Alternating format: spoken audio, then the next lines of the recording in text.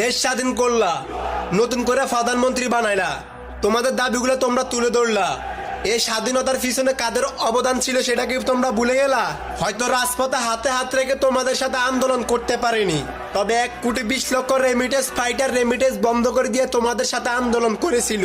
ওই একটা লোকও তো বললা না, যারা ওই দূরপ্রবাসে আন্দোলন করতে গিয়ে আইন লঙ্ঘন করার অপরাধে 4 দেয়ালে কারাগারে বন্দী করা হয়েছে, তাদেরকে মুক্ত করা হোক।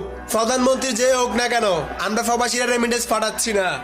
আমাদের দাবি একটাই, যে সকল প্রবাসী ভাইদেরকে কারাগারে বন্দী করা হয়েছে তাদেরকে মুক্ত করে দেওয়া হোক।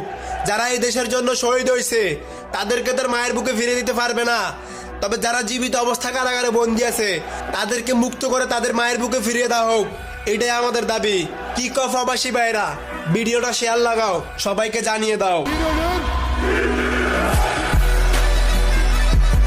প্রবাসী বীর মুক্তিযোদ্ধা যারা এই দ্বিতীয় মুক্তিযুদ্ধের জন্য ত্যাগ স্বীকার করতে গিয়ে সেই কারাগারে, আপনার বিদেশের কারাগারে বন্দী হয়েছেন, তাদের মুক্তির জন্য ব্যবস্থা করতে হবে।